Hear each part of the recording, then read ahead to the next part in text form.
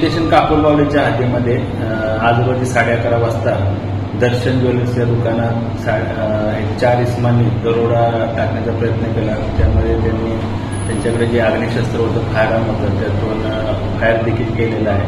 त्या अनुषंगानं तेथील जमावाने किंवा आजूबाजूच्या दुकानातील परिसरातील लोकांनी एक संशयित इसम ताब्यात घेतलेला आहे आणि त्या अनुषंगाने कापूरबावली पोलीस स्टेशनमध्ये गुन्हा दाखल करण्याची प्रक्रिया सुरू आहे. इतर आरोपींचा शोध सुरू आहे.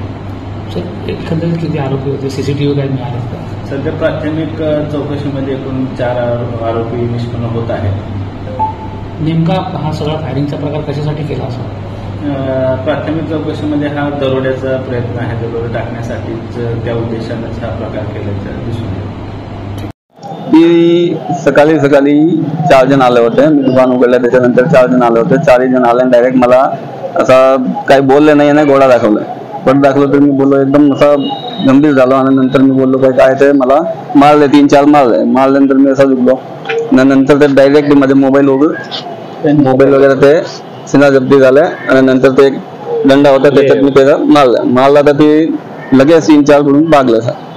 नंतर ती 2-3 वेळानंतर ही भाऊ होता माझ्या, त्याचे मागे फाडून तर पकडून आणला आणि त्याचे लावले पेंट वगैरे सगळे फाडले आणि शर्टचे लागे हातात लागले आणि ती पकडून पोलीस चौकीमध्ये आले. आता तुमची मागणी काय? कशा पद्धतीने आरोपींवरती कठोर शिक्षा करावी आणि आतापर्यंत किती आरोपी अटक करण्यात आलेले आहेत? आता 1 आरोपी पकडायला आणि 3 चुकून भागला. कारवाई तो पण करायचे 3-4 वर्ष 5 वर्ष जेवढं पण असेल त्याच्यात ते बंद करून टाकायचं त्याला बरोबर त्याच्यात. कशा पद्धतीने सुरक्षा आता जे प्रत्येक ठाणे जिल्ह्यामध्ये जेवढे ज्वेलरी शॉप आहे कशा पद्धतीने सुरक्षा तुम्हाला मुहैया करावी?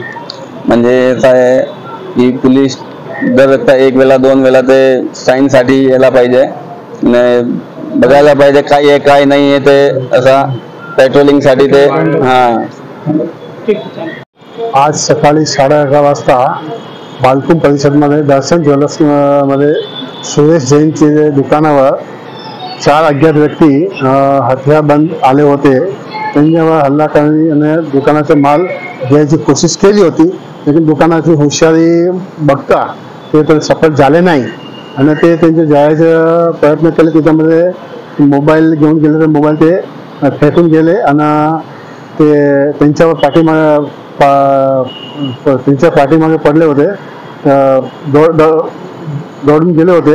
त्यांचे वाटलं मला पिसा करत होते, फायरिंग केली त्यांच्यावर. म्हणजे त्यांचा स्टाफ ते समोरून बघतो होतो तरी त्यांच्या मागे लागून एक सदस्यांना लोकांच्या आजूबाजूच्या व्यक्तीला सहयोग आणून एकला पकडले. त्यांचे